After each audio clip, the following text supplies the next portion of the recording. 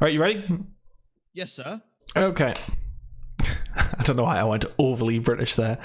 Anyway, welcome to episode number 62 of Spitfire. My name is Tunn. This week I am here with my good friend Dirk, and something a little bit different because usually we have like 3 or 4 of us in here and we'll discuss what's been going on in Call of Duty this week.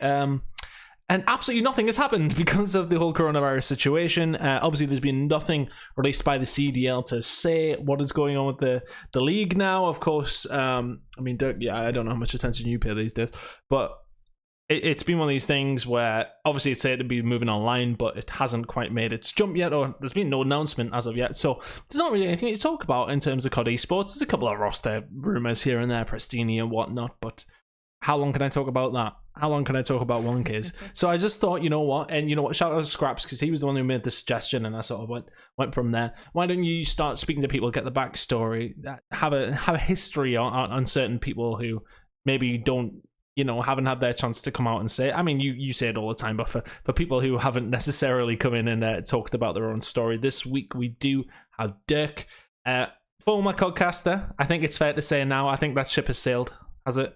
I think that's fair to say at this point. Yeah. 100%. I mean, there's nowhere for me to fit in anymore. So yeah, dude, there's no effort for a lot of us to fit in at the minute. Don't get me wrong. But former crowdcaster moved over to those NBA 2K, and then of course tried to make himself to be a player in the pro league there, which we will get to. I don't know how raw it is for you still, but we'll get to it. We'll get to it. Yeah, it's fine. I'm over it. It was like the first 3 days, and it's kind of like now it's whatever. It is what it is. But first and foremost, how's things? I know coronavirus is hitting everybody hard. That's something we actually discuss. In terms of like being self-employed. I'm self-employed to a point, but like somebody who just works as a caster, this is a stressful situation. It's a stressful time. Not just for casters, it's for everybody, but like specifically for people in this scene, it's a very stressful time. Yeah, I mean, for me, for the most, just in esports in general, right? All of our events take place right around this time is when the seasons typically start, or they start in December, but then they run through to about August is when it ends. So for me, it was starting to get to the point where the 2K League was going to start. So obviously that's the main thing I do in that last 5 months. So that's all the summertime. So yeah, it's kind of everything is just falling apart in terms of events that you were going to do. Luckily for me, we're talking about it off air. I did a lot of events before this. So it kind of built up a bit of a bank for me to go into this time, but still it's stressful with how long esports payouts even take. Is you feel like you wait a decade just to be able to get one payment from something. So yeah, it's stressful just not knowing, especially if your money's low, but not knowing, okay, where's my next form of work coming from? When am I going to be able to travel again for it? That people just don't realize. They're like, oh, well, you commentate video games, just do it from home. It's like, well, it's not like that. We fly to wherever the events are at and we commentate live. So doing it from home is just not a feasible option unless it's an online league and you're able to, but that's just nothing. You don't ever really see online leagues. Yeah. Everything takes place in person. That's the thing. I think, some of these things have transitioned to online leagues, and that has opened up certain avenues for certain people, but there's still, when you're doing it online, there's not nearly as much need for, and I'm not just talking casters, we're talking like crew, like people who rely on these sort of events. These are the guys as well that will be hurting because of this. These live events, it's an events-based business. It's a business that has to be at a certain location, certain time, certain dates, and for these things not to be able to happen, it's a big issue for a lot of companies. Like EGL, we're lucky that we have done plenty of tournaments online before, etc., etc. So things are all right as far as I'm aware, anyway. But in terms of these big events, especially ones that would have been already organized, etc., etc., having to cancel these things, I personally had events cancelled myself, and that hasn't cost me anything, but I would have obviously made money at these events, and it's a difficult time, especially if that's your only source of income. It must be a very, very scary thing. But let's talk about casting. Let's talk about codcasting. For anybody that doesn't know, how did you get into it? Because I think it's quite a unique story how you got into this. It was a bit of a stranger one, going from Merck's chat, I do believe, was the start of it. Yeah, so for me, the first actual tournament that I had initially watched was back at UMG Chicago.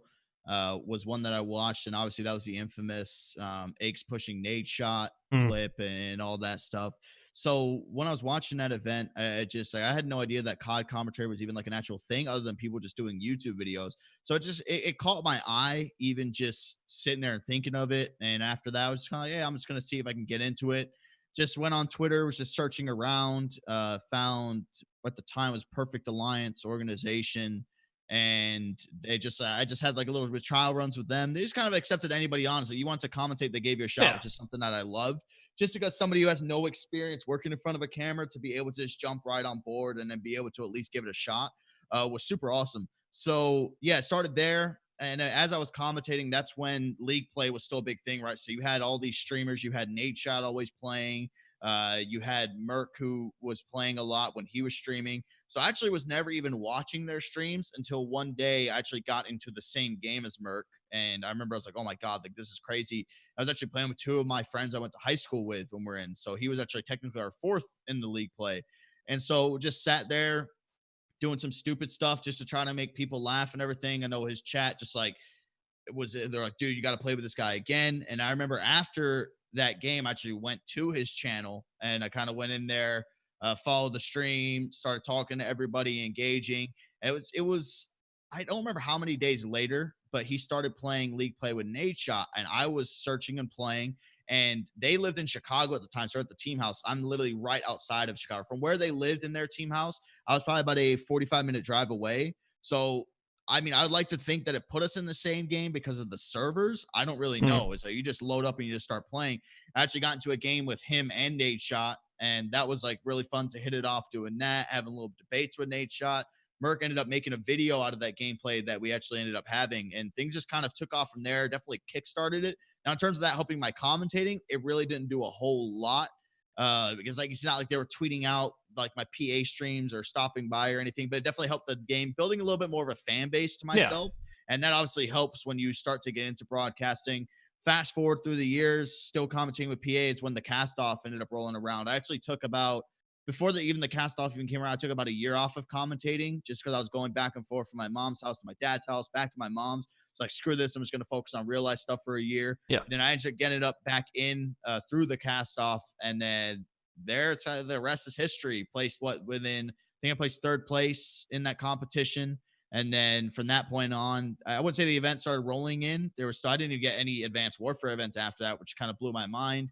Black Ops 3 did one event, no more events. And then that's when I think it was Infinite Warfare, every single open event. Then going on to the next years, it was just every single event, every single year. So it was cool to see the progress. So it was like a 6 year, well, actually probably like a 4 year thing to finally be able to be like, okay, I'm doing all these events now. I'm not just doing one event in a year.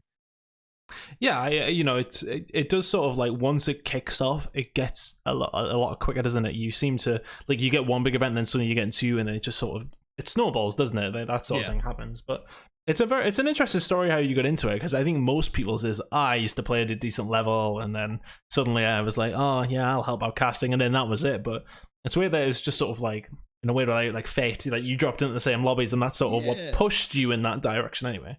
Yeah, it was just more because, like I said, it definitely jump started in terms of getting a mini fan, like somebody who had no sort of fan base, no sort of support cast, and then to all of a sudden say, okay, you have these people from a stream you never even met before. All of a sudden, like, oh man, I love you from this, and then any project that you were working on, they were like, oh man, yeah, I'm going to support this too.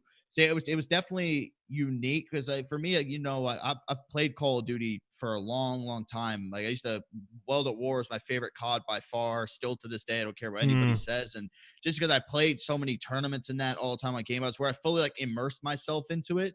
And then, it is kind of unique because I'd never wanted working in front of a camera, something I was like, I never want to do this. It's just, I'm good in front of crowds. I can give a speech in front of a million people or a whole packed arena if I want to. I'd be perfectly fine doing that because I'm comfortable with it.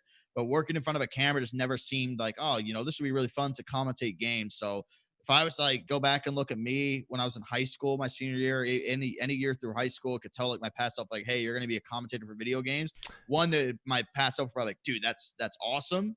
But then the other half of like, why the hell are you doing that? It's like that's not what I want to do right now. So it's kind of it's definitely weird how the paths cross. Feel like they weren't meant to, but it worked out. I sometimes think of like myself, like when I was a kid and going through high school and thinking, would I ever have even like imagined that this sort of thing would ever happen? It's like if somebody said, "Oh, you're going to commentate over anything," that would have blown my mind. Like I was like, I mean, I'm just speaking personally. Like a lot of people even still think like I mumble in normal conversations. Like I barely like pronounce my words. I was really quiet all the way through school, but here I am like talking over something to like pronounce it to the audience. And I just think it's such a strange thing. I think it's a thing that a lot of people think is a lot easier than it is. I think from when especially when you see like Twitch chats, that sort of thing, say, "Oh, these guys are garbage," etc., or who criticize casters, don't understand how difficult of a thing it is to do well, I think. Yeah, I think for us, we've been doing it for so long, so it feels so natural to where nothing ever really changes to what we do, right? Yeah. It's you're hosting, you're commentating, especially if if it's a different game, obviously that changes everything. If you were to throw me and say, "Hey, Dirk, go commentate League of Legends," I'll be like, I could maybe do play by play, maybe, but I Yeah. still know nothing at all about the game, even the essential functions of the game. So I think for us doing it for so long, it's definitely, I mean, for me, I'd say our work is easy because I've been doing it for 6 years now. If you would have asked me at the start, like, dude, this is so hard trying to think of new things to say, new things to try to talk about. But yeah, if you were to get just some random Joe Schmo, pull them up onto a microphone and say, "All right, go ahead and commentate the next 5 minutes of this game," they're not going to be able to do it. And I mean, there's a difference between being able to do it and being able to sound good while doing it. They'll be able to do it because anybody can just sit Yeah. there and talk, but they're not going to be able to sound good in the sense of them breaking down or just putting sentence together fast. Nobody ever realized that commentating is almost like freestyling in a sense. You have what's in front of you, and that's what you're talking about, but everything is off the mind. It's not like we're sitting here reading a script beforehand and what's happening in this game. Anything can change at any given time. You can have the hiccups in the broadcast where the game crashes. Yeah. Boom, all of a sudden you're filling for another 20 minutes while they're trying to figure this out. You go to a commercial break, then come back. Hey, you're still filling. There's so many different things that you have to be prepared for. And I feel like that's what makes us so great at what we do is that those moments, I can still remember my first time ever having a hiccup. I actually think it was during the regional finals of my first LAN I did in Advanced Warfare. And like the B stream crashed and it was so stressful because like just keep filling, just keep talking, keep talking. And it was about a 30-minute fill Yeah. and it was stressful because it's your first event. You're like, okay, what am I supposed to talk about? We're literally running out of things. I have my whole notebook of information. What am I supposed to do? Now, if I sit there and the director's in my ear says, "Hey guys," yeah, it's like, "Hey guys, I need you to fill for the next 10 minutes." Dude, 10 minutes? That's easy. Boom. Easy. It's simple. But I feel like that you trying to fill is what preps you into being a great commentator now, to where if you were to throw somebody into that mix, and I would love to, that would be a fun game show idea. Give it like a little hidden camera show. Hey, you're going to try commentating and just have everything go to crap. But like, dude, the stream is live. There's 100,000 people. You got to keep going and see what people do. Cause you know how many people are just going to end up sitting there like freezing up. It's like, I don't know what to do. It's like, can we go to commercial? Can we do this? Yeah, it is to the point where sometimes you're like, shit, what do I continue to speak about? But I think one thing that always stands out in my mind was we had, can you remember Gunshi, who used to play for TCM, etc., etc.? Yeah. So he was, we were working an event in London, and he was on the broadcast team because he wasn't playing at the time, and they thought, oh, we'll give him a shot, in terms of analysis. And he came in as like a third sort of guy that would have the two commentators, and then he would be there, and then he would be like, if he had something to say at the point out, like a TriCast sort of thing, he would say, all right, okay, well, this is probably something that they should have done. And at the end of the weekend, he said, you know what? I'm absolutely exhausted. Like, this is so, like, tiring. And you having to, like, constantly think about what you're having to say, but then concentrating on the game at the same time. And because he's in the chat, I'm going to point it out. Paradox, thank God for him. Thank God for observers, because we used to have to drive as well as think about what I'm going to say, think about what's happening in the game, driving at the same time. I don't fucking miss driving, is what I will say. Observing, hell no. Holy shit, is hard in itself. Never mind trying to commentate at the same time. Incredibly hard. But I like the crazy part about when we used to have to drive and commentate from home. I was perfect. I would be driving and I would feel so comfortable. It's like comfort, yeah. I think it's when the game started getting faster, like when it started to get to games like AW. Me trying to drive at the same time, I just couldn't do it. It affected my commentating too much, and it was just terrible for the viewers watching at home, especially in uplink when you throw the ball and the ball cam goes and you're trying to get back to the actual person. I could never do. I literally remember one of the times when I was and hearing Ben sitting there, I was like, dude, it's like, who the hell is driving right now? This is terrible. I'm like, never doing this again. I remember Chance always used to be the person who's like, I'll drive. It's like, I don't care, I'll do it. But I hated it. But early Early CODs like Black Ops 2, fine. It could do that super easy. As things started to advance and speed up, it's like, no. Please come and have an observer for this game. Yeah, it was one of those things when it came in. I think beforehand we were just like, yeah, we'll do it. Oh, I actually remember specifically. We don't say it's like Voldemort around here. Bryce used to actually like to drive, etc., etc. But then in the end, when we had somebody else, it sort of be like we were like, holy shit, how did we used to do this? Like, how did we used to do this? When did we get observers on? I want to say it was actually it was the first time I came over. I want to say it was when we had observers. So what? Was that World War II or in Infinite Warfare? World War II. Well, World War II was the first time I worked. Well, yeah, I think so. Well, yeah. So it was World War II because I remember every event Infinite Warfare we'd always beg and ask, and I know that there was some rare occasion that we might be able to get someone to drive for us.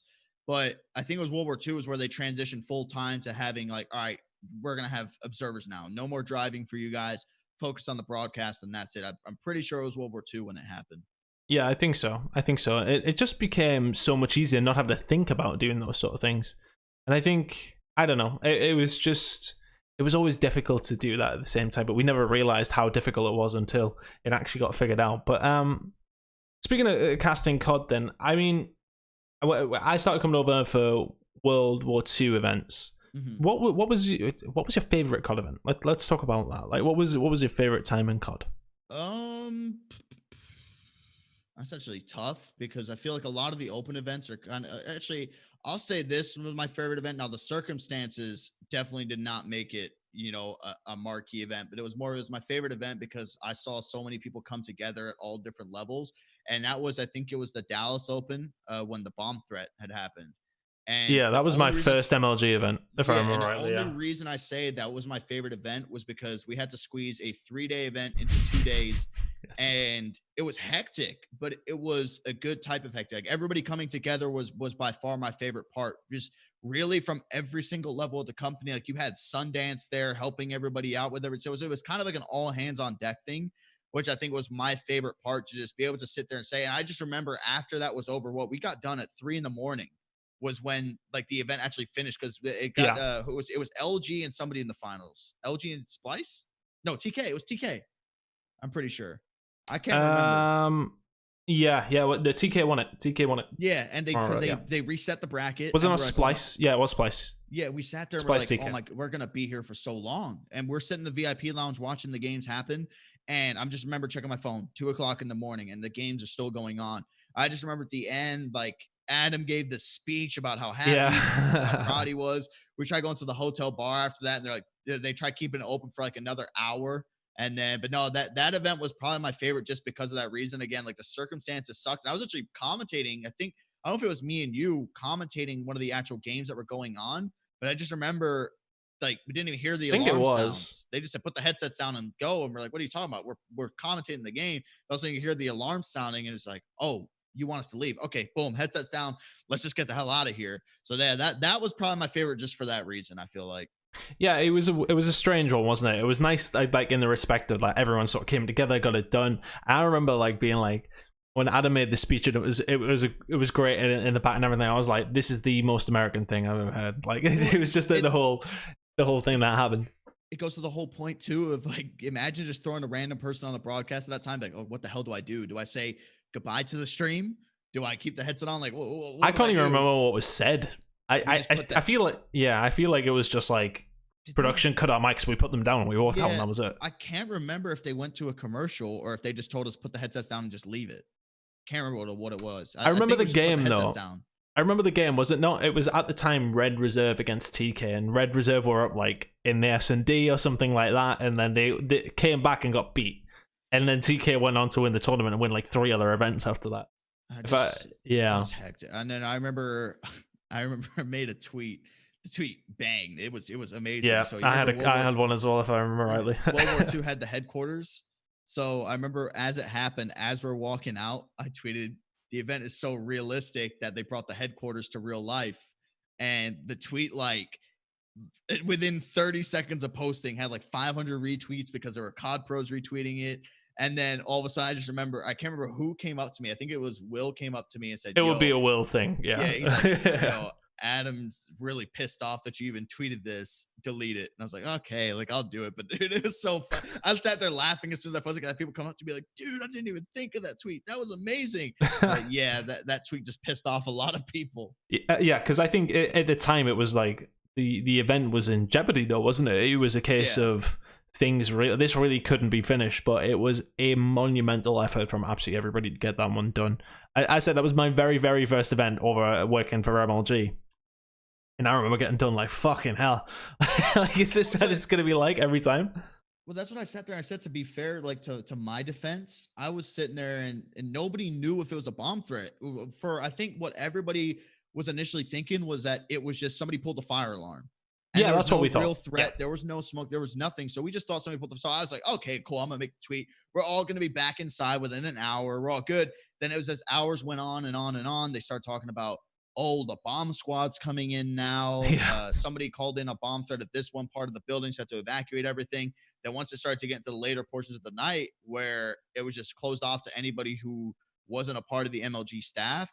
And I just remember how many players like, dude, I left my scuff on this table. I left my headset over here. Am I going to get my controller back? And I remember I was down in the lobby with some of the guys. I'm like, look, I'll try to go in and gather what you have. But dude, a lot of people stole this stuff too. They must have been, as soon as they were evacuating, somebody maybe left their controller on the table. This guy walks by, grabs the controller, shoves it in his pocket, because there was a lot of stuff that was taken during that time, but nobody was even allowed in. So it had to have been when everybody was evacuating. Yeah, it was such a strange event. I remember I think we literally went back to the hotel for a couple hours. One thing I remember specifically about that event, and this isn't even like anything to do with the actual event, how much money I spent on breakfast in that place. Holy shit. Like, I remember literally coming out and spent like $30 or $40 on breakfast every morning. The hotel was elite. The breakfast was better. But it was so expensive. It was like, is this my first event? Is this how expensive America is all of the time? It was so good. I went to the Dallas Mavericks opened up their gaming facility, and so they brought me down there just to come check everything out. And that's the hotel I stayed at. That was the first thing I was going to go down there for. I was going to go down there for breakfast, and I just looked at the price like, nah, not today.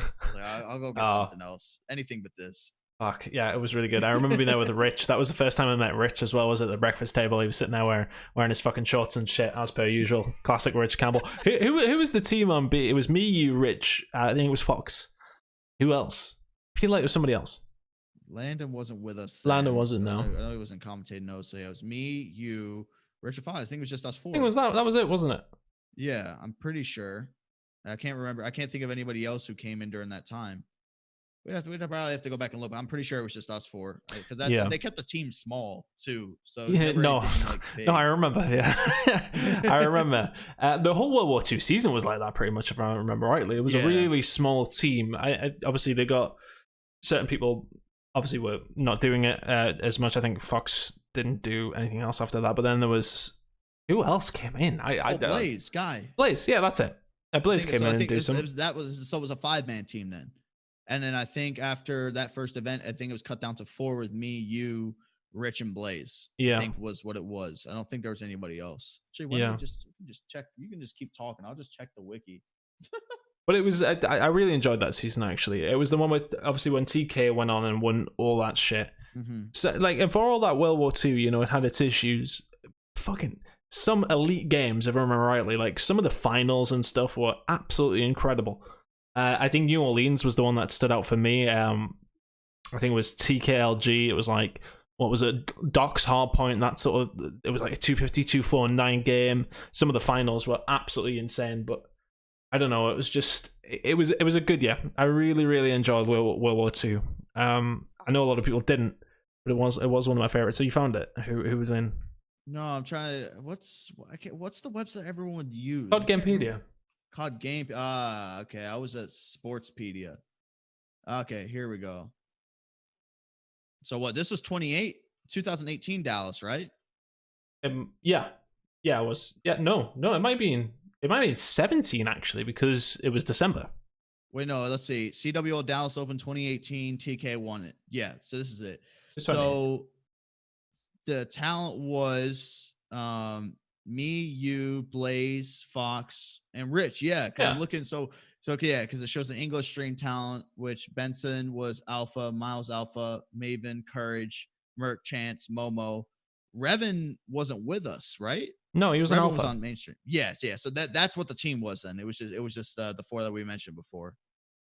Yeah, that was it. And it was a solid team throughout most of the year, I think. It was really good fun, and that was the first year we did it. Obviously, then after that, you were in for the first Black Ops 4 event, and then after that, you went over to 2K. Yep. So what was the decision to do that? Because I know you enjoy Call of Duty. We had a good thing going. We're not trying to have a love in here, but we were sort of nearly there, and you left me, and I had to deal with other people instead. It was literally it was a money motivated decision, and that was mostly because the 2K League offer was so good to where I could quit working and I could just focus on doing this the whole time. Which even now I'm still thankful for, and I don't regret it because I feel we would have been in the same square where CDL starts, and then guess what? We're out of a job, right? So that was my big decision. Was I wanted to still do both, but it just wasn't possible with how many days the 2K League was going through. I think it was like from April 1st or even maybe before that, like April 1st going all the way to August 3rd. And you're traveling back and forth from New York every week. And then every 4 weeks, you had a tournament where you're flying to a different spot. So we went to Vegas and we went to Orlando, and everything else was still back in New York. So it was a lot of the schedule to take up, and the show days of the 2K League were always Thursday, Friday, and Saturday. And you'd come home on the Sunday. So boom, that's already 2 days that you wouldn't be able to go work a Call of Duty event. So nothing was just ever even able to work out. And we were never told the dates of the events that long in advance. So I couldn't even say to my agency, hey, let's book this event in. So now we can tell them, hey, Dirk's not going to be here for this week, and this week. So it just wasn't even possible. So I really wanted to. And I still, after Vegas, I still stayed watching Call of Duty all the time that year, just in case, because I wasn't sure if maybe it could be an event that I could try to squeeze in. But yeah, as time went on, it was just stopped watching as much. I mean, Black Ops 4 is still one of my favorite games, I feel like, as a spectator to even watch. So being a part of Vegas was awesome, even though that was when we did the hybrid stream, like the was it Mountain Dew Amp Game Fuel Open bracket. The fact you remember the way to say it, I don't think I got that right one time the whole season. I just remember like Mountain Dew Amp cans literally everywhere, all over the desk. You walk into the open bracket, there's 5 banners that says it everywhere, and it was I think one of the reasons I probably remembered it too. I can't remember what I was watching, but I saw like a lower third somewhere. I can't remember where it was, if it was a screenshot or something, but it literally said Mountain Dew Amp Game Fuel Open Bracket, and it had everyone's names on it on the lower third. To this day, that might be one of the hardest events I've ever worked. I would... Nick, no, I forgot how much. What, did we not have like a 16 or 15 or 16 hour broadcast day at one point? We went until 1 o'clock in the morning after getting there at 10 o'clock. I'm pretty sure. No, 9 o'clock in the morning.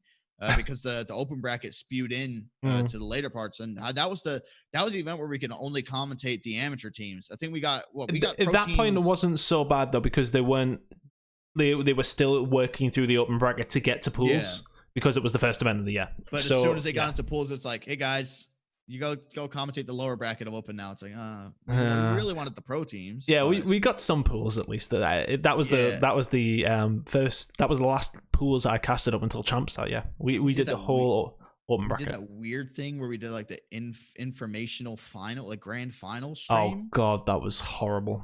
I was like, okay, so I think I remember rightly, it was Will speaking to us, and Will was a great producer. Before I say any of this, it's not like it's no dig on Will. This was just the job that we had to do. Was okay, you guys have to basically, we are directing anybody who's not watched Call of Duty Esports to this stream specifically, and then you guys have to sort of explain what's happening.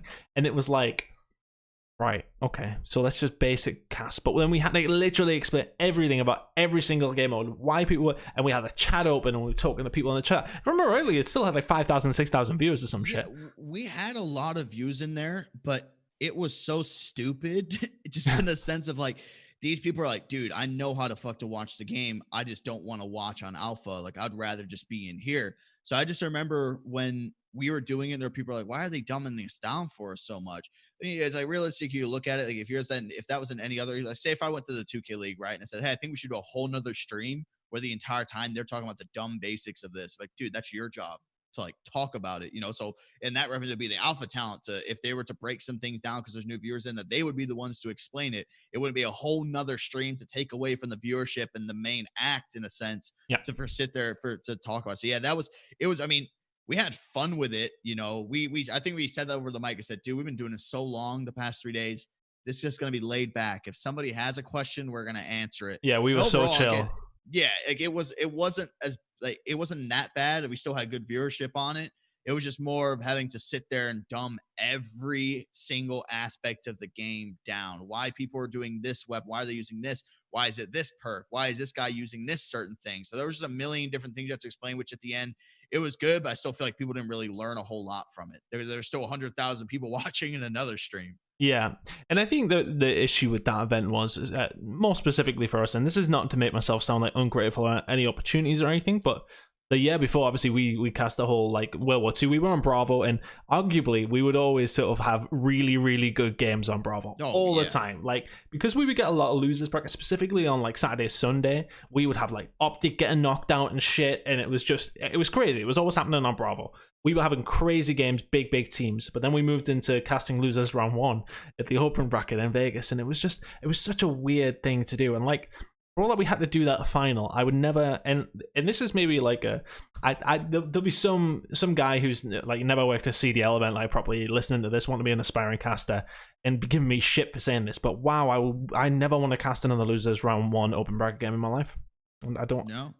Holy shit. Mean, that's like it. That was the worst part, I think, from going from the past 2 years where we were nonstop commentating the professional teams. We were getting so well brushed up on them. They're so much easier to prep on. And then the next year starting up, hey guys, you're not even commentating pro teams anymore. You're solely focusing on this 200 plus team open bracket. It's like, maybe there's like 2 or 3 notable teams that you're looking at. Other than that, it's sort of like the gameplay's not going to be fun. The guys aren't as good as professionals. They don't make as good as decisions. Their gun skill's not as good. So it's like we go from commentating the pros and feeling like we're at that level to all of a sudden it's like you just get brought back down. It's like, okay, still thankful to be here, but at the same time, it's like I would rather be commentating the pros. That's what the people want to see. There is a group that would love to see the open bracket. At the same time, there's even more of a larger group is like, dude, I want to watch Red Reserve play on this stream, but they're off stream right now when it could be on stream. But we did we got a lot of good games on Bravo, a lot of good games, and they started to slowly get like taken away from us. And even though, there was the point where we would have great casts when we're focusing over a hype play or something, but then they would choose the alpha clips over top of it. Nothing tilted me more. Like when because obviously they were casting it from like the desk or something just to like jump in, and some crazy shit would happen, and then the tweet clip goes out, and they've just taken the feed of the desk talking over it. It was like, motherfucker. Like, you had a really good cast. It was a game, but actually, so it was a hard point series. It was an NV Red. Map. It was on what's it called? Valkyrie? Yeah, I want to say it was whatever the DLC map that we played for Hardpoint was. World War II maps. Yeah, I know exactly which map you mean. Just put World War II maps into Google and just loads of maps of Germany came up. All right, let's have a look. Base maps. I can't remember it specifically. It was Valkyrie. It was Valkyrie. Somebody in the chat's probably already put Valkyrie in there. But yeah, it was Valkyrie. And was it NV Red Reserve? Red Reserve. Yeah. And we had, I think it came right down to the wire, but our cast tonight was amazing to the point we looked at each other afterwards. We fist bumped, like, dude, that was fucking awesome. Yeah. Just to see that we go to the clip and see what was posted was from the alpha stream of the desk just talking about it. I was like, dude, that was rad. I think we actually went up to them after and said, why didn't you post the clip of us actually commentating the raw emotion compared to the desk just doing a like little conversation talk over top of it? That just, it didn't make any sense to me. And I think that rattled both of us. We sat there, but it's it did. This is fucking annoying. Like, yeah, it did. And I specifically remember as well that we would always get our we usually got alpha slots as well. Like to go up solely, and we'd always have the open bracket teams coming up against the best pool play teams every time we went on alpha, and it was like the worst games possible every single time. Oh, that was a vibe kill. It was like, here we are on alpha, and it was just, I didn't even think of that we got alpha time too, and then they took that away. And I know why is because they wanted to shift to the whole duo commentary thing, and that's where we sat there. We're like, put me and Tunn up there as a duo commentary team onto an alpha game then. But yeah, that I didn't even think about that we used to get the alpha time as well. So yeah, it was just kind of, they cut everything down to where it's like, focus on this and only this. And then, but now look where it's at, right? The amateur scene is, I would honestly, I don't watch COD as much anymore. amateur scene to me looks kind of dead other than this little pro point stuff in. And I've been seeing a lot of how the open bracket kind of fluctuates between a lot of the teams that are operating the actual events themselves. Seen some nice setups. I've seen some kind of odd setups going on in, but there's just not as much love. There's not as much hype, I feel, to the open bracket games this year as there were in years prior. But I think that got cut away to a point, and I understand why they did it. It got cut away to the point of when we moved to Black Ops 4, and they stopped allowing teams to go into pool play. Because, so there would be maybe some mad European team were coming over, and nobody really knew what they were going to do, and then they would come out open bracket, and everybody like, this is the team to potentially cause some problems, but you never had that story anymore. But the problem is that very rarely happened. It was always a case of, and again, this is going back to when we got our alpha slots, it was always the shit open bracket teams that scraped on through going up against Optic or TK, and they would get railed, and they're the worst games to cast. The worst games to cast when somebody just gets 3-0'd. And it was always because they were trying to detract away from trying to have those games on all the time. And then it moved to, right, okay, well, we're just not going to have them on at all. But then it took away the magic a little bit. Yeah, I'm trying to think. I think any alpha slot game that I got was 3-0. Everyone. I did one with Momo, and I did one with Miles, and I think that was it. The best one I had, I actually got to commentate with Merc, I think, for one of them. And that might have been the best one. Or I was on the desk with them at the same time, just like, because there was times where they put us on the commentary, and there was times where they put us on the analyst slot on the desk too. Which I didn't mind doing, because that was always that was chill, to be fair. But analyst was the best thing. I would have rather, at the time with the games that were giving us, I would have rather done the analyst work compared to the actual commentary work. I think it was a lot more fun, laid back, and you could actually give a good breakdown of a lot of the action. You were able to watch all 4 games. It's like, okay, I have game A, B, Chance has game C, D. Obviously, the commentators are commentating that too, so you don't have to really focus on this game that's going on. So that was my favorite part, was just being able to be an analyst, laid back, and if you're an analytical mind, that's what you want to do. It's just sit there and talk about the ins and outs of the game. I was giving people a lesson, but I feel like it's just better that way to actually give a detailed breakdown, which I still feel like in COD, it doesn't seem happens as much, especially last year. I felt like it was more of like a laid back feel, nothing really in depth. It's like, oh, well, this guy's not very good. And it's okay. Well, tell us why this guy's not very good, or why is this team losing? What are they not doing? It's like there was a lot of like hit or miss stuff that was never really touched upon. Yeah. I think the desk got a lot of flack last year. I think that things progressively got better with that as well towards the end. And I think they're trying to still figure out the desk this year as well. Obviously, Ant's on there a lot. He's on there every single time. Rich is in there right now as well. I think TP is easily the best desk person we've ever had.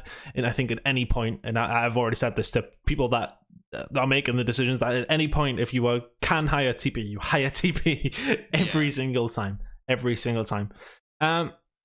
So let's move on to NBA. Let's move on to the 2K. You moved over because of not monetary issues, but because it was just made more sense, financially. Yeah, I feel like it kind of sounds bad. Just like, oh yeah, it was just the money. That's the only. No, but it has to make sense though, doesn't it? Yeah. Yeah, I've played 2K, so NBA 2K10. So that was back in 2009. So you have to. What COD was out 2009? 2004. Oh. That was when. 2009 was still the early stage. 2009, that might have actually Modern been. Warfare 2 was released at the back end of 2009. Okay. W2. So yeah, so say like around the Modern Warfare 2 time. So I was playing Call of Duty, but I was never playing it competitively. I did have a group of friends who loved to play game battles and stuff, but I never really played with them. So I actually picked up NBA 2K and 2K10. I started competing in that a little bit more as well. Loved it. I just love the idea that in 2K, it's that there's a 5v5 mode where each is controlling their specific position. And like for me in any sports game, FIFA, love pro clubs, 11v11, amazing. NHL, 6v6. Football, they've never done it. The only thing they've ever done is like a 3v3 where you just control the main positions. But 2K, I feel like it's the perfect balance of just 10 players. Same with NHL, the 12 players. FIFA, maybe it's a little bit too much where you'll never see a league. Yeah, you'll never see a league being ran. It's just so much money to invest into it. But those are like around like the perfect fit. So that's something I really liked. So for me, I'd actually tried to get into commentating 2K back in NBA 2K14. They actually ran an event with MLG at the time. I think it was called the King of the Court. And I had like the guy LD2K, who's the community manager for them. Now is the host of 2K TV. I think they had Puckett working the event too. It was actually out of the New York studios where they had it. And I remember I was emailing them every day, like talking about. So when the 2K League was actually announced, and this was back in, it was when I was living in Arizona. So it was back in 2017. that's when I was like, okay, this might be something more serious. I can make this dream a reality of being a Yeah. professional commentator. So of course, like once the league was around, they're like, hey, like we want to sign you. I'm like, dude, like I can't say no. Like that was just something I was like, and there were so many issues too when they initially offered, because we had this was the year when they finally decided to sign us for the whole year. In terms of Activision, signing us to every event for the year. So I remember we had literally just signed that contract like 2 weeks ago, and then that's when they brought me in for it, that I had to just go through this whole process, legal process of terminating the contract, getting out of it, and then giving the clear to sign with the 2K League. And I remember that was hectic because I kind of went under the radar a little bit. They offered, and I had to fly within 2 days of them offering, because it was that like quick. That's how fast everything happened. And I just remember saying, screw it. You know what? I'm going to go. I'm not going to post anything on Twitter about it. I'm just going to go show up to New York. I'm going to go to rehearsals and do all this. And then I just remember getting there, and then they're like, oh, did you figure out the contract thing? I just told them, I straight up said, I was like, haven't figured anything out yet. But because I remember there was always the time where they always said that our contracts were exclusive to only them and that we couldn't go do anything else. And I remember that's when I signed my talent agency. I had them look it over, like, dude, that doesn't exist in this contract. Go to New York. You're fine. I was like, perfect. I was like, that's all I needed to hear. Because I mean, like, I read through the contract, but not that in depth to where it's like every little fine detail. Because at the time I was self-representing. So I was like, I don't know what I'm supposed to be looking for. It's like, I'm looking at the money, the contract date, when it ends, and what can I do and can't do. But I never saw anything like that. So when they gave me the go ahead, I was like, hell yeah. Like, boom, give me the next flight out to New York if you absolutely have to. Yeah. So it's a quick transition over, wasn't it? I remember being like, one event you were like, I said at Black Ops 4, you were there with me, Bricey, and I think it was Guy was up there again. And did we have somebody? Do I have somebody else at the Black Ops 4 event? So for that, it was me, you, Bryce, Guy, and I think that was it. I can't really remember. Oh, we had a couple of the guys come over from Alpha on occasion, didn't we? Yeah. They came over to help. So it was like, that was us, and then that was your last event. Your last game of COD that you casted, as far as I'm aware, was the final of the Vegas event for the people who didn't know Call of Duty. Yeah. Which is like, for me, I'm like, I look back, I'm like, that's a shitty memory. Most rather just be in the Envy Red Reserve game, or the countless good games we had in World War II. Yeah, it was like, I mean, and at the time, I wasn't expecting it to. I wasn't treating that like it was my last COD event. I was fully expecting, like, oh, I can do other events throughout the year. Remember, I was really close to actually going to Champs too that year. I remember speaking to you, yeah. Yeah, the one event I've still never done, which it pisses me off, the fact I've never done the biggest event. And what did you not do World War II Champs? No, that was when we made did you go? Yeah. Did you? Yeah. Why didn't I go to? No, because that was 2K League started during that. Yeah, it was the same weekend. No, because I remember, because Fox was there. Yeah, and I sat there and I was like, that's the one event, if I sit here and I look at the one event that I've ever wanted to do has always been COD Champs. And I would do every event throughout the year and then never do that. And I'm like, why? The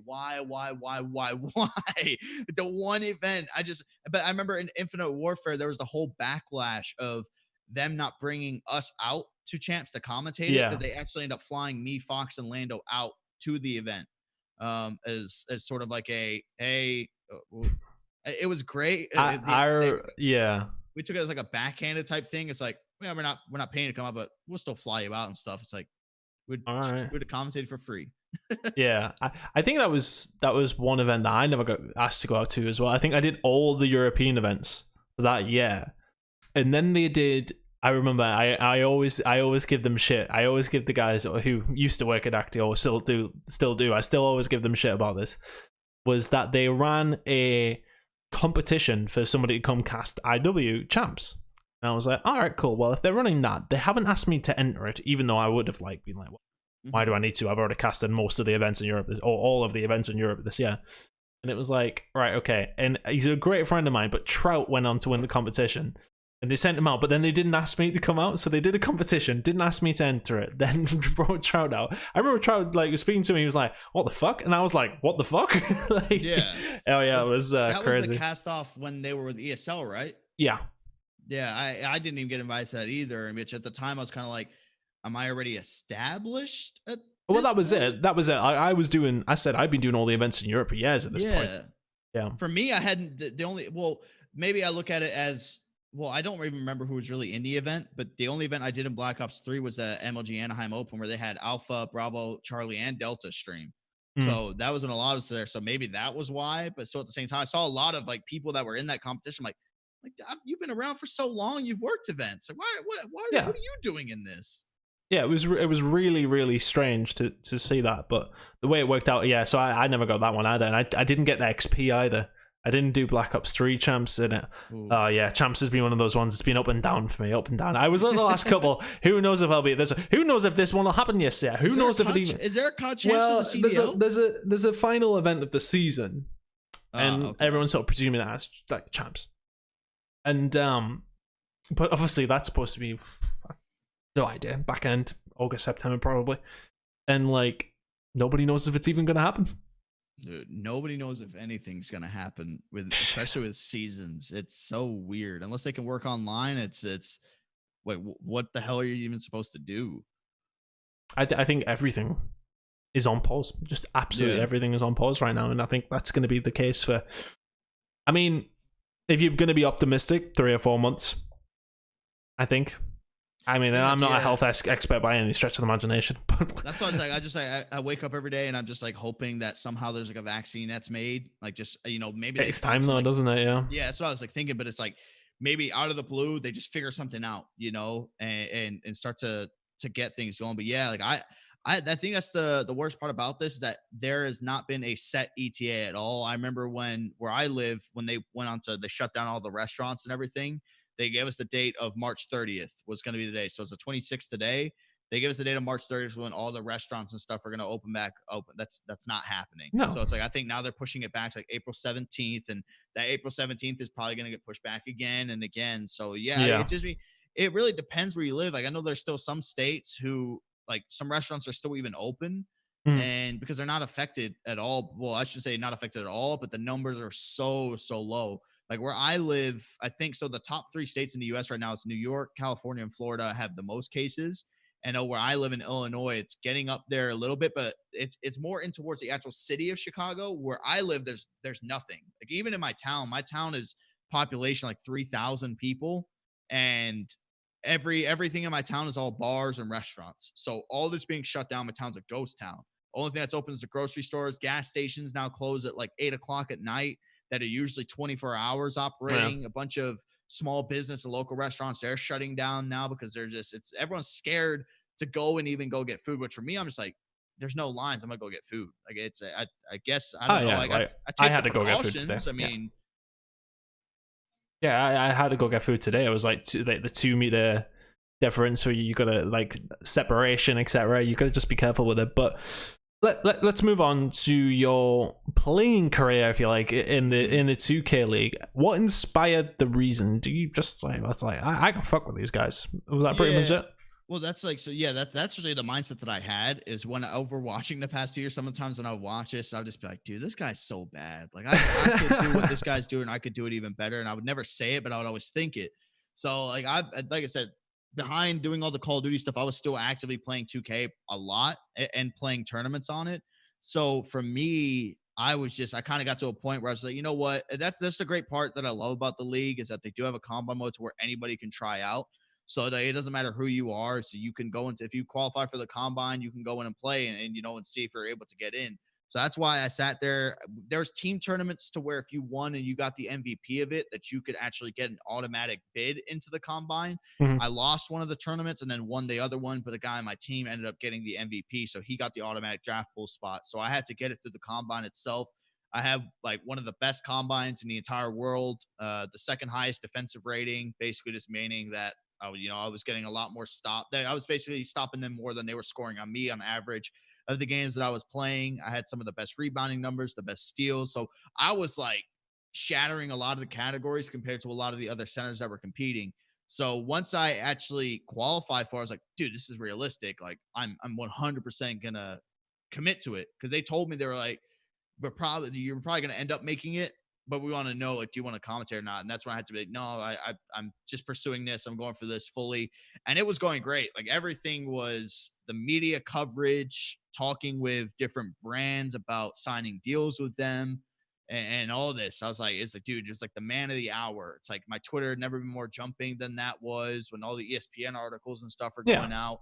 And then I mean, I was sitting watching as somebody who doesn't know anything about 2K, and I was like, he's fucking definitely in. It's all, even if like you quote unquote weren't good enough or something, like the content around it and everything just would have made perfect sense. Like it was just because that's so what there's always the conversation about, especially for the unknown guys who qualify, because the part that I hate most, especially when it comes to the 2K community compared to any other community, right, is that in COD you have the amateurs if like they're entitled for some reason they should be pros, but there's not as many as if, if the 2K league ever sat there and resulted to where they say, we're going to take away the combine, we're doing open signing, kind of like how the CDL is, right, to where it's like you can just sign a player. yeah. If the 2K ever did that, the uproar from the community would be insane, because all these guys who have never competed against the best or played against the best, for some reason, feel like they're like, they deserve a shot, or they should. It's like, that's not how it works. It's like, if you're a professional, it's because you're the best. It's you just being a Joe Schmo playing casually doesn't mean that you should have a chance to be professional. That's just the truth. So, but that's how like the community feels, that everybody feels they deserve to be a pro. And that's like one of the biggest issues. And that's like one of the things that it annoys me seeing all the people, because it's kind of set itself up to where if they ever did take away from the public to try out, then that would be the initial reaction would be from everybody. Like, oh, no, I'm never going to be able to play pro. It's like, dude, you can't just go try out for the NFL, the NBA. You can't just go walk onto a pitch with Arsenal and be like, hey, I'm part of the team now. I played when I was in middle school. I played when I was younger, so I feel like I can play now. Yeah.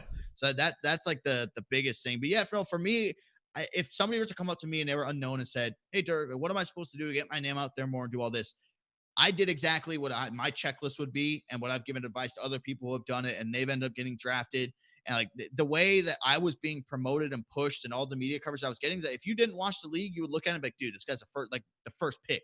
Like that's the caliber. And that was all me like hyping it up. I was pushing. I had the story. I was pushing the hell out of it, getting the ESPN stuff, the local media station. They did like the little documentary on me as well, to where I fully expected, I was like, I'm getting drafted somewhere in the draft. I'm going to end up getting picked. And when I wasn't, I just sat there and I was stunned, and I just couldn't believe it. I was like, it blows my mind, the fact that I was like, I shouldn't be here like wondering like, okay, well, am I being picked? Am I being picked? I was just like, once that got to the end, I got the hell out of that arena as fast as I could. I went straight back to my hotel room. I was like, man, like this sucks. I was like, I don't know. And that's the thing, is that anybody that I've talked to during this whole thing, and I asked, what do you think I did wrong? They're like, dude, it's like, I don't know. It's like, you were winning when the best players are there playing in the off season. Your content was good. Your streams were good. The videos you were producing were phenomenal. You're getting all this media coverage. It's like, we physically don't know why you weren't picked. And that's the thing that sucks. And that's the point now. Like, I still play and compete mostly just for content purposes. I still want to win, but it's like, that's the one thing on Twitch, is that 2K pulls a lot of viewers when you're playing series against other top teams, or you're playing in tournaments. So that's one of the reasons I still play. But it's like, in terms of like, would I try to play season 4? Hell no. I'm not pursuing this ever again. It's the way I look at it is that if I didn't get drafted this year, I'm not going to get drafted next year. There's nothing like, if I did everything and there's all this hype, now maybe there's the more hype of added to like, oh, well, now you add the undrafted thing to your thing. So it's like, it's a comeback story. You're trying to pursue and do it again. Because the story was already there, though. It was already the cast at the player. Yeah. Why would I want to go through that again? If I did were sit there and be like, you know what, I'm going to try to play again. I definitely don't want to go to the draft live. I'd rather sit from home and watch. So I just avoid that disappointment. Did you ever like speak to any of the teams and be like, what the fuck? Like, oh. Well, yeah. So the part of the combine process, right? So you do the combine. If you make the top 200, you do an interview process. And so that's with like league representatives. After you do the interview process, then they find out if you make the top 150 players in the world. So they cut it down by like the 50 players, which I think is top one. It was top 176. So they cut out 26 players, and you got to the 150. Once the 150 is confirmed is when teams can start reaching out to you, and they can start, doing anything that they want. So they reach out to you, they interview you, they ask you questions about yourself. How long have you been playing 2K? What type of player are you? Where do you see you fitting within with our team? All that. So I had the interviews with those teams, and a lot of the teams I interviewed with, I felt pretty good about it. Like for any of the teams, I'm like, oh, I could be picked by any of these teams I interviewed with. But at the end, when it wasn't, like, I didn't reach out to anybody because I felt like it was kind of desperate. If I'm like, man, like, why didn't you pick me? Like, I'm so sad and all this. But I talked to some managers and they're like, we just didn't pick you because we didn't need you. Like I play big man. So they're like, oh, I need a point guard. I need a shooting guard. I didn't need a power forward or center, which there were some teams I know that I'm like, okay, that's fine. I know you needed this position. So there's no ill will, but there are some teams I'm just like, you guys are idiots. Like that was the first thing that went through my mind is like, you're stupid for this. I'm like, it's whatever, no ill will. I'll get over it. And now I look back on it. I still think like the way some teams draft is appalling. I feel like this is like some of the managers should have already lost their jobs. If not after this year, if their teams do bad again, they should lose their jobs. But that's not me to really even comment on and give my feedback. But there's definitely managers who just aren't very good at their jobs when it comes to drafting. And I feel like that's what a lot of the cases were in my situation. There was a lot of managers I know understood how they pick, but there were some I'm just like what are you even doing at this point? So yeah, that was the tough part about it. But I had some managers reach out to me and just say, dude, like, we'd have loved you as a 6-man. We need to make sure we got this as a backup position. I'm like, dude, that's all good. And I never reached out to anybody. That was the last thing I wanted to do was ask, like, why didn't you pick me? Because then I got put them in an awkward spot just for trying to me to hear what I already You should know. put them in an awkward spot after what's happened. I was like, yeah, fuck you. So from now, is it after that whole story? I think the thing is as well, you had like loads of communities around it as well. Like I seen you like popping up on my timeline over people that had no link, like just so like know through other things, and it was like it was a massive thing. Like I think everyone in COD was rooting for you as well. Like everybody wanted you to do well. Obviously, that disappointment comes through. What is it now? Is it Dirk the Caster again? Is this where we're back to? Yeah, no, that's what, like, so obviously with everything that was going on, I was getting ready to just go work with the 2K League as per usual. Like nothing had ever really even changed.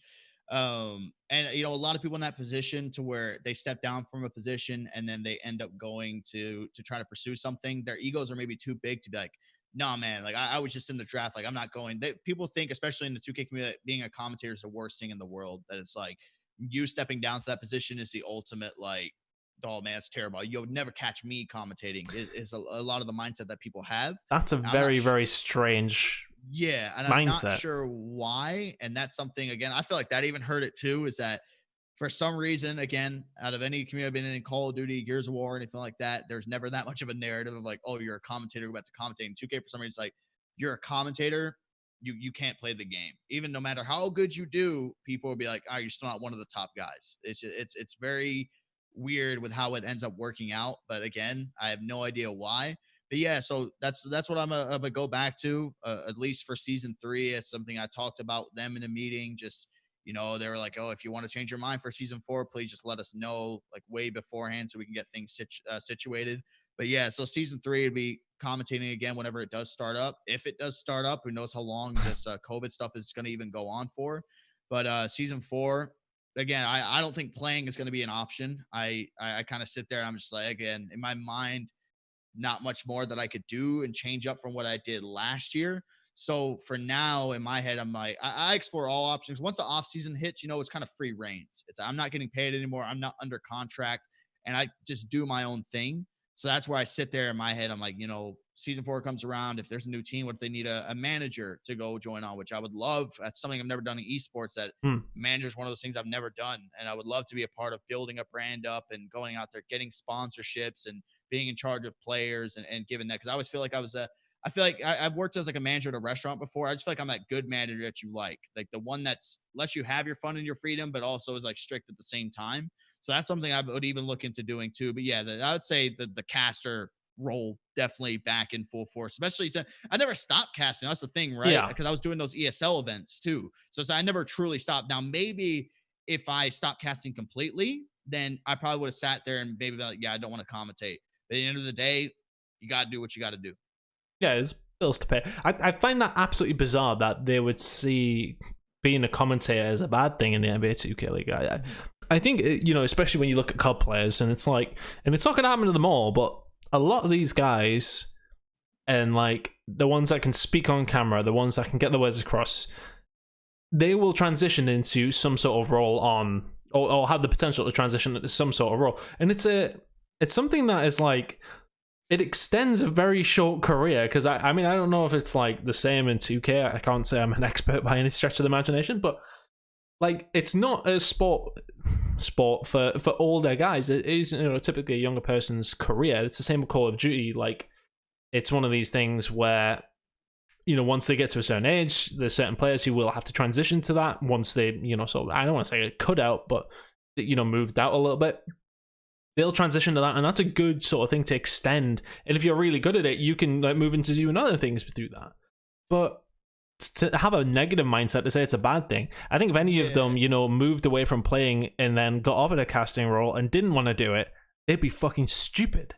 Yeah, like that's one thing that the 2K League doesn't have right now, is that, well, that's the thing, is like, I know I can play at that level. Just because I wasn't drafted doesn't mean I'm not better than players in the league and guys who didn't get drafted as well.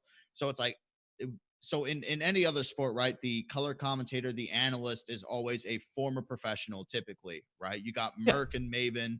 I mean, one of the odd pairings, kind of Chance and Benson. None of them ever played professionally. Miles and Momo, obviously, Momo has played professionally before. And you look at just any NBA broadcast, it's always a former player working with a great voice. So for me, it's like I act as that, and I have enough credibility within the community and the league itself to where people respect my opinion and they know what I'm talking about. It's because I always have their backs. I always give the insight because I play the game so much. It's not like I don't ever play the game. I play the game more than players that are actually in the league. So I'm able to study like the ins and outs and everything. It's an animation-based game. There's a lot of badges that get played into a factor, which almost act as like perks.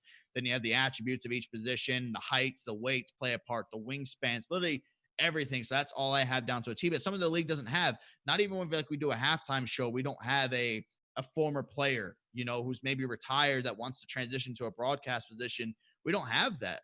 And many of the reasons we don't have it is, one, that the league is still fresh. And there's been one player who's retired technically. Like, he was still in the league. He would have got retained again, but he just retired himself.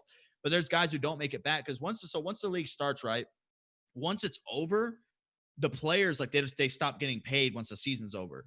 I think it's about like a month or two into the offseason, teams can retain the players, so they get to protect two guys so they don't go into the expansion draft, because the new teams come in, so they do an expansion draft, and anybody who's not protected gets thrown into that pool.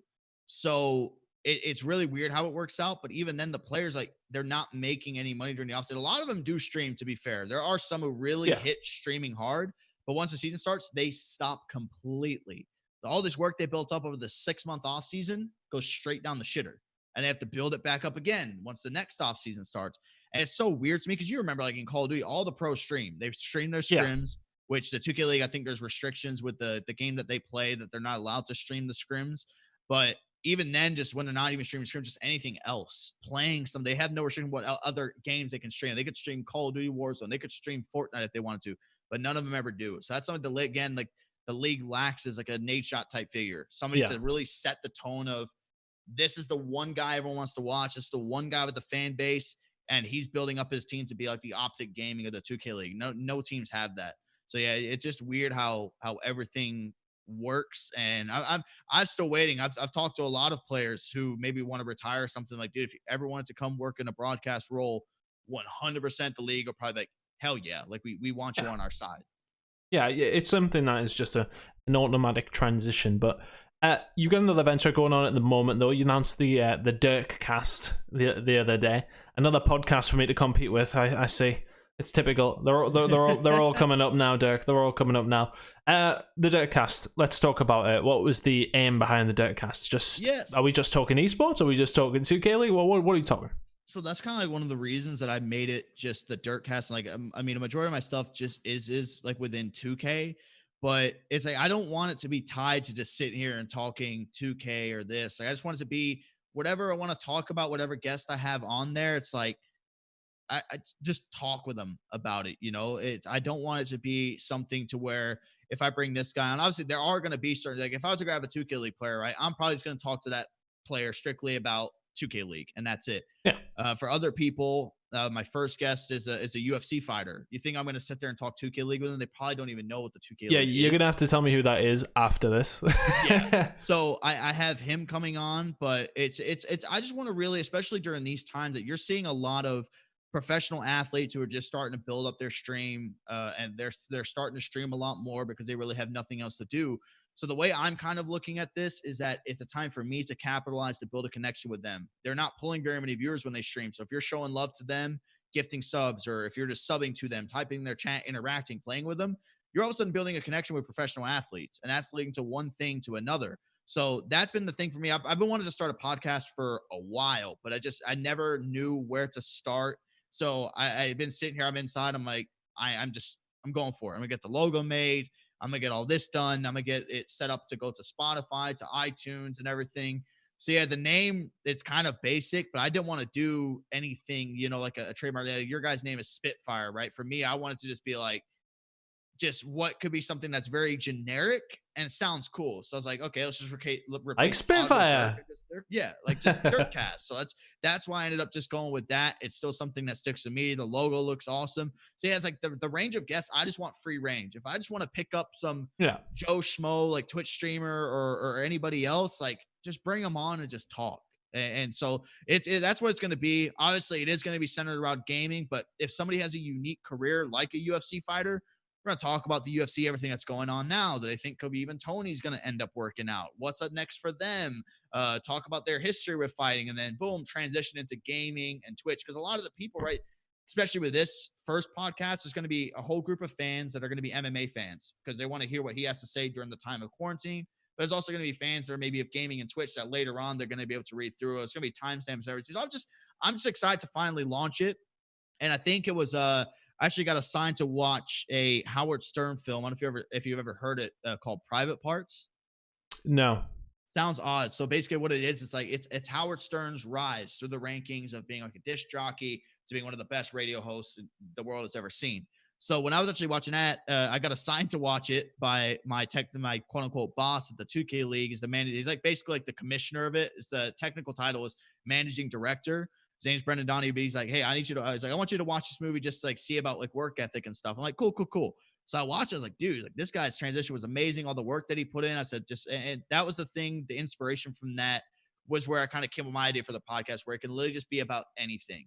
1 minute, Howard Stern is talking about sex and all this stuff. And then the next minute they're talking about this. And I don't want to go to the strengths of like, it's going to be an 18+ podcast, but I just want to be able to talk about whatever I want to talk about. It's just kind of, you don't know what to expect when you're watching it. So yeah, I'm super excited for it.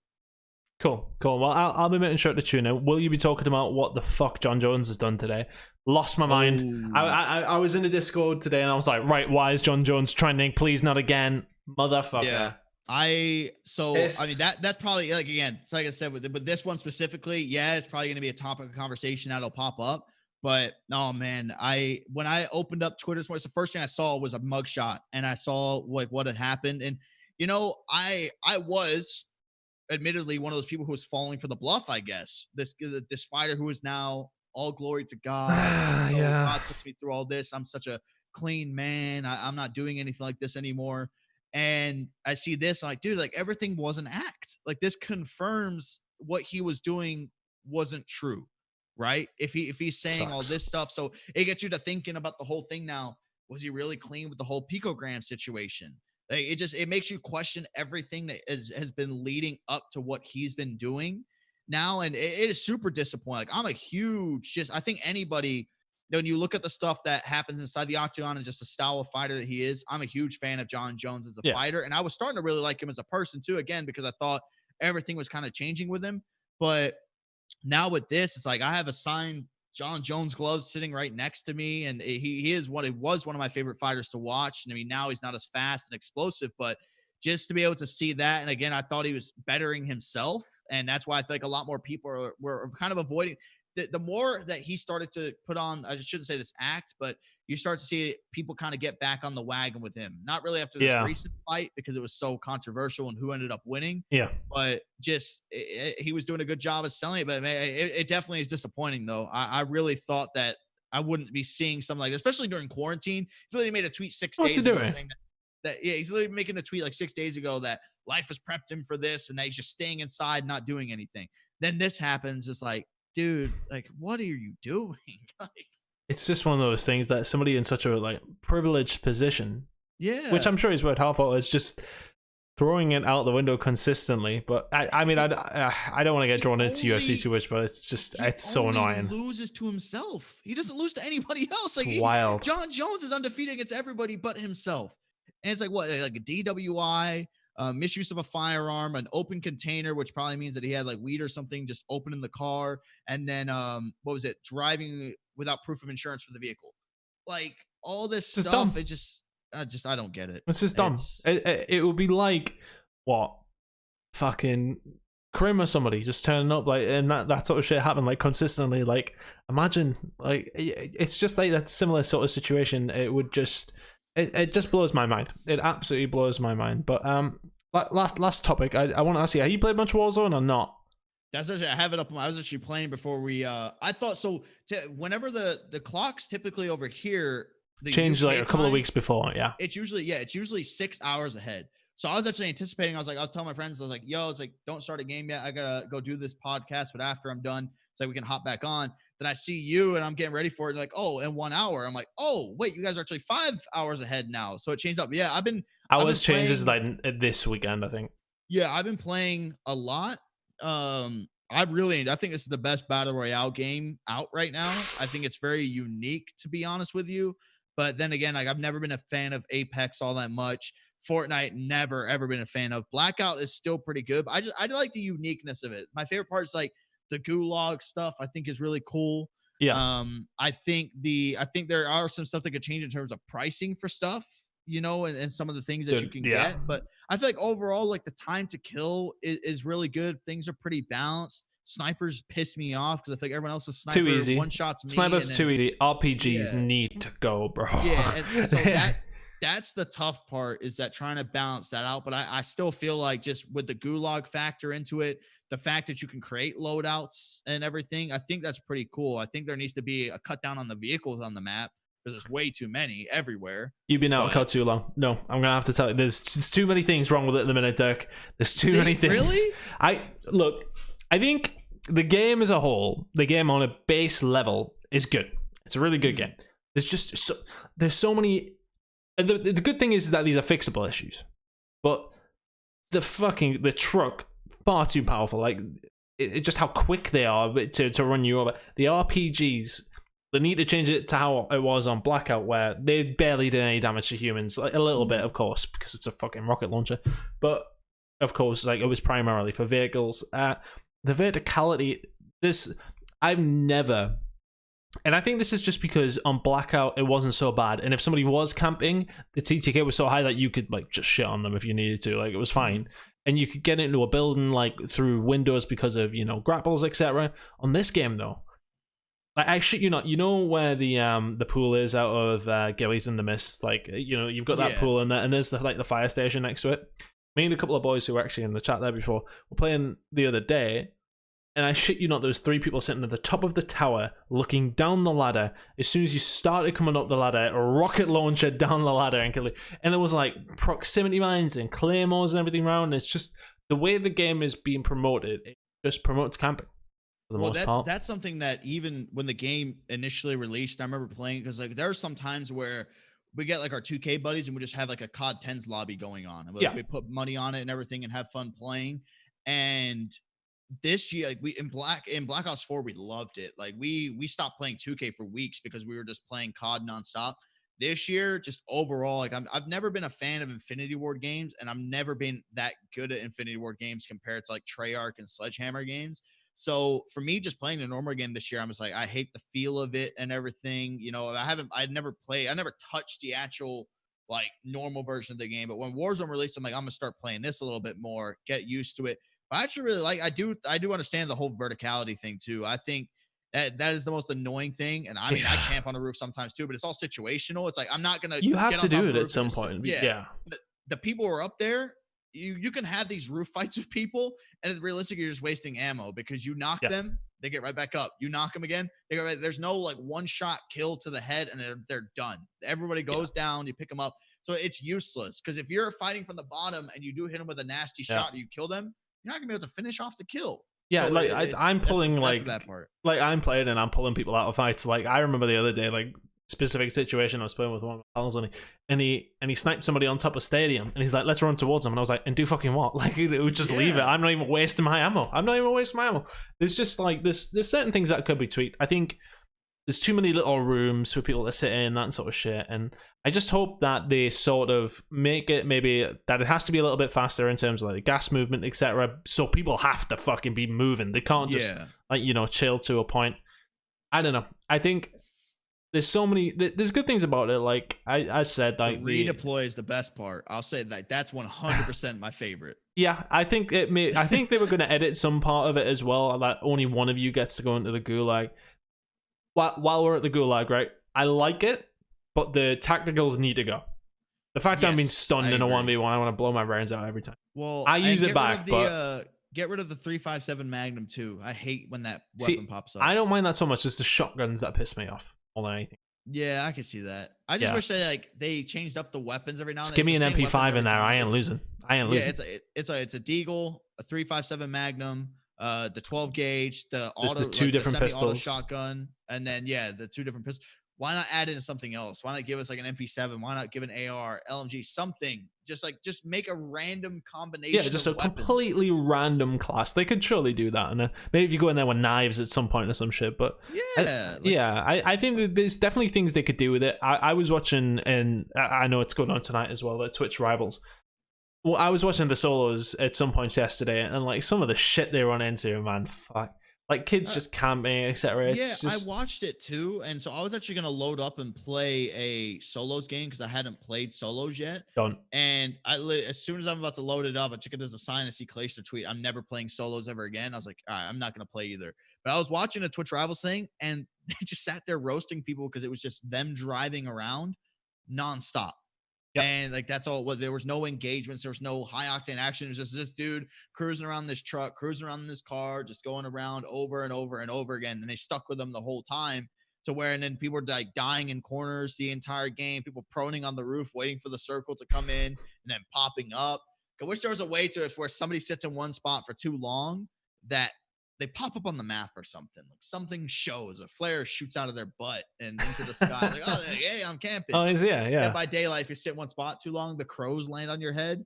And as soon as you move, the crows go. So then the killer knows where you are. Something like that. Because that is the part that really makes me mad. Yeah, there's so many issues with it, I think. But as a whole, I'm glad you're enjoying it. I would say try and get some games. But where are you? Chicago?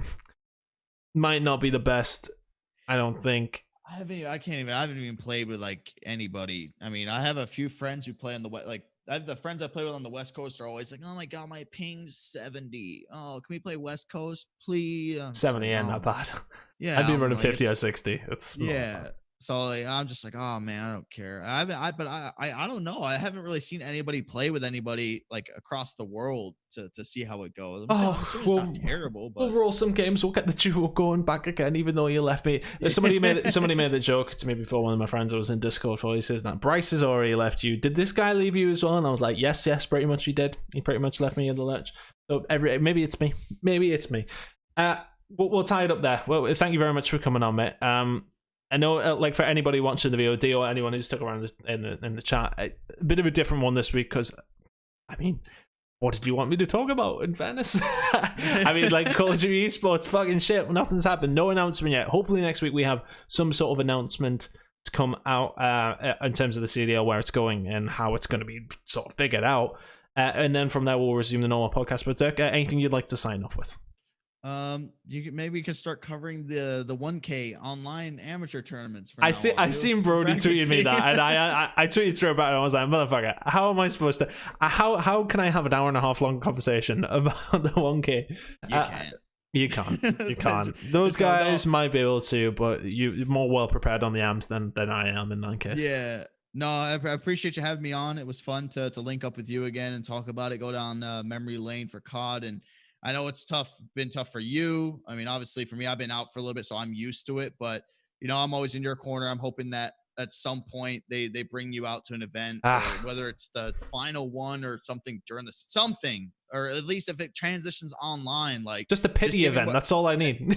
I feel bad that it's just kind of like the whole amateur side of things has almost been like wiped clean in terms, especially from the broadcast perspective as well. So, it's like, it's really not even like it's just you, it's everybody that worked on that side of things. I feel like they were a part of everything for years, and it's now they were just kind of dropped off and like, we don't need you anymore. Let's just use these guys. I've told you I'm a FIFA and Gears caster now. I just talk about COD. Oh man, well, thank you very much for coming on, guys. Make sure you do check out the Dirk cast when it does start. When does it start? That'll be, so I'm recording it this Saturday, and then I got to figure out when I want to post it. But it's gonna not Wednesdays at 7 p.m. or 8 p.m. GMT. No, it'll probably, I don't know when it's actually gonna like launch the first episode. I'm really not sure. I gotta try to figure that out, but it'll probably be next week. Just depending on how quickly I just want to put it out there and then see, and obviously worry about getting another guest. So I might record it, take a week break, and then post it the weeks following when I have some time to. Cool. Well, I'll make sure to keep an eye out for that. Make sure you guys do as well. The normal sort of things that we're back next week, Wednesday at 8 p.m. I went a little bit later just because Twitch Rivals was on yesterday. I was struggling to sort of figure out if Dirk was available as well. I think time zones fucked us up, obviously, but we got it done today. We're going to make sure we keep it going. That was number 62. Would you be happy with 62 episodes of the Dirtcast? Oh, hell yeah. It's a year and a half. If I can commit to it for like 2 weeks, I'm going to be happy with myself. That's how most podcasts usually go. That's the thing I hate about starting projects, is like trying to be absolutely consistent with them, but it's tough too, especially if things start to go back to normal and you get into that workflow again, which I have the initial idea I have for the podcast. If things do start going that way, it'd actually be better for me, but I got to wait and see if that's even possible. I'm sure you'll be fine. You'll be persistent, if anything. Just keep going with it. Just make sure you do it every week. That's what I'm making sure I do. Look, we haven't got many people in here. I'm still enjoying doing it. We're just here to have a conversation, and hopefully people enjoy listening back to it. But as I said, this will be on YouTube. For anybody that did miss any of it, I've seen a couple saying, can you save the VOD? It will be up on our YouTube, which should have been going through in there at some point. See it. There we go. And then you can watch on YouTube, of course, but we're also on Spotify and all your usual podcast websites, such as Apple Music, etc., etc. This has been episode number 62 of Spitfire. We'll be back next week at the normal time at Wednesday at 8 p.m. GMT. We will see you guys then.